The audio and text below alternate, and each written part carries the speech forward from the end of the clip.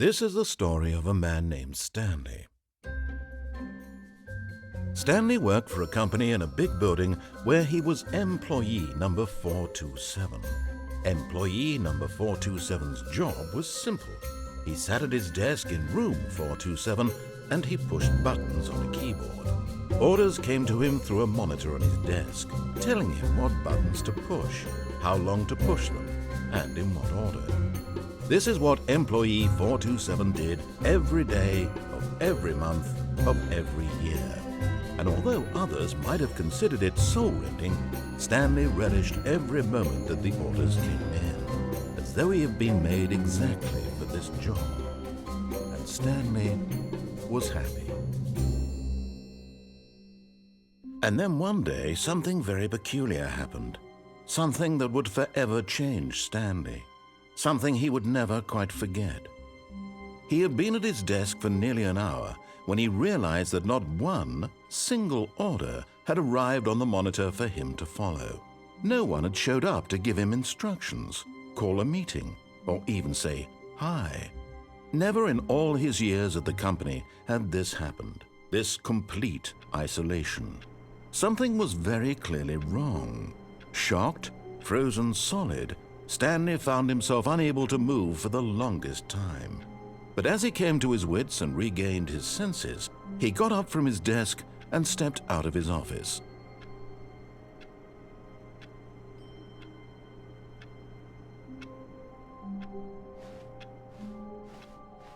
All of his co-workers were gone. What could it mean? Stanley decided to go to the meeting room. Perhaps he had simply missed a memo.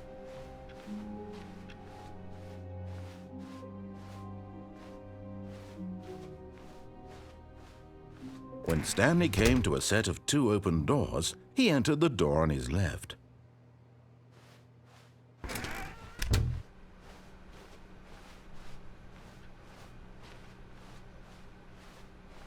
Yet there was not a single person here either.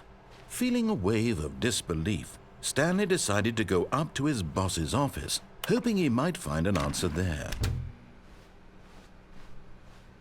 Coming to a staircase, Stanley walked upstairs to his boss's office.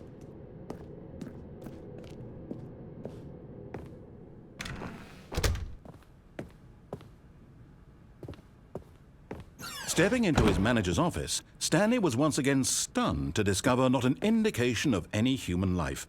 Shocked, unraveled, Stanley wondered in disbelief who orchestrated this, what dark secret was being held from him. What he could not have known was that the keypad behind the boss's desk guarded the terrible truth that his boss had been keeping from him. And so the boss had assigned it an extra secret PIN number, 2845. But of course, Stanley couldn't possibly have known this. Yet incredibly, by simply pushing random buttons on the keypad, Stanley happened to input the correct code by sheer luck. Amazing. He stepped into the newly opened passageway.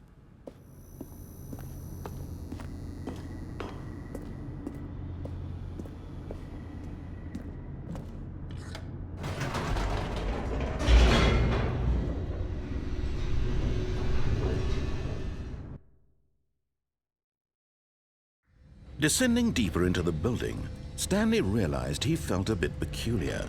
It was a stirring of emotion in his chest, as though he felt more free to think for himself, to question the nature of his job. Why did he feel this now, when for years it had never occurred to him?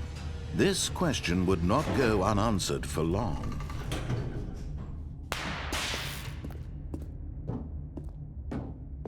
Stanley walked straight ahead through the large door that read Mind Control Facility.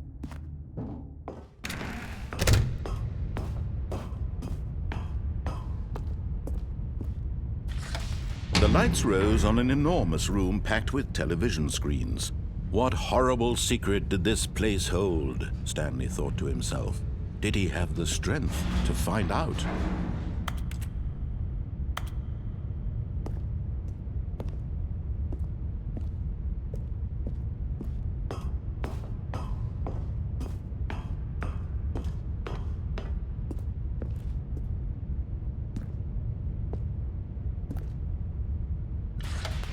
Now the monitors jumped to life, their true nature revealed. Each bore the number of an employee in the building, Stanley's co-workers. The lives of so many individuals reduced to images on a screen, and Stanley, one of them, eternally monitored in this place where freedom meant nothing.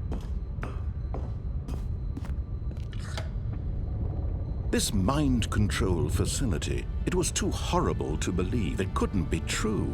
Had Stanley really been under someone's control all this time? Was this the only reason he was happy with his boring job? That his emotions had been manipulated to accept it blindly? No, he refused to believe it. He couldn't accept it. His own life in someone else's control? Never! It was unthinkable. Wasn't it? Was it even possible? Had he truly spent his entire life utterly blind to the world? But here was the proof, the heart of the operation. Controls labeled with emotions, happy or sad or content. Walking, eating, working, all of it monitored and commanded from this very place. And as the cold reality of his past began to sink in, Stanley decided that this machinery would never again exert its terrible power over another human. Oh, Stanley, you didn't just activate the controls, did you? After they kept you enslaved all these years, you go and you try to take control of the machine for yourself. Is that what you wanted? Control? Oh, Stanley, I applaud your effort, I really do. But you need to understand, there's only so much that machine can do. You were supposed to let it go, turn the controls off, and leave. If you want to throw my story off track, you're going to have to do much better than that. I'm afraid you don't have nearly the power you think you do. For example, and I believe you'll find this pertinent, Stanley suddenly realized he had just initiated the network's emergency detonation system. In the event that this machine is activated without proper DNA identification, nuclear detonators are said to explode, eliminating the entire complex. How long until detonation then? Let's say, 2 minutes. Ah, now this is making things a little more fun, isn't it, Stanley? It's your time to shine. You are the star. It's your story now. Shape it to your heart's desires. Oh, this is much better than what I had in mind. What a shame we have so little time left to enjoy it. Mere moments until the bomb goes off. But what precious moments each one of them is.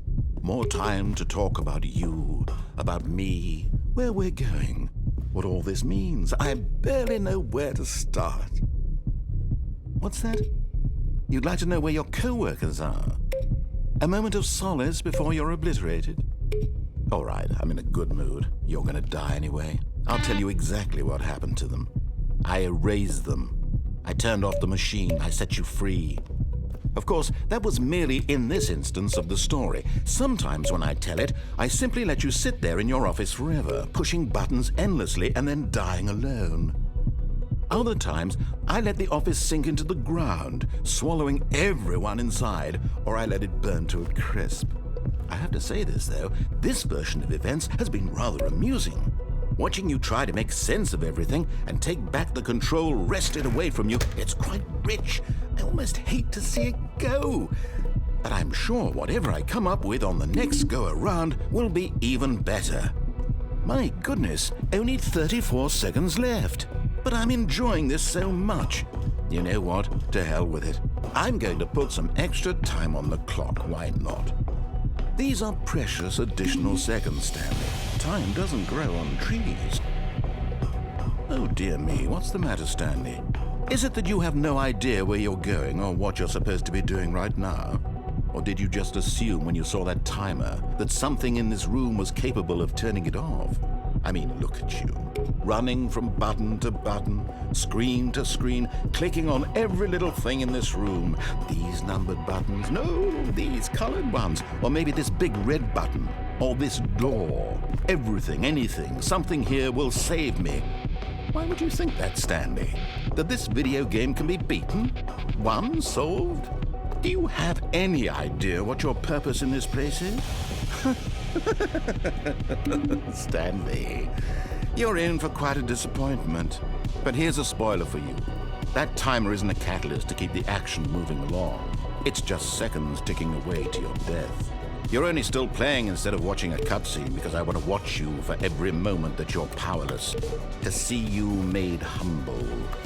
This is not a challenge, it's a tragedy. You wanted to control this world, that's fine. But I'm going to destroy it first, so you can't. Take a look at the clock, Stanley. That's 30 seconds you have left to struggle.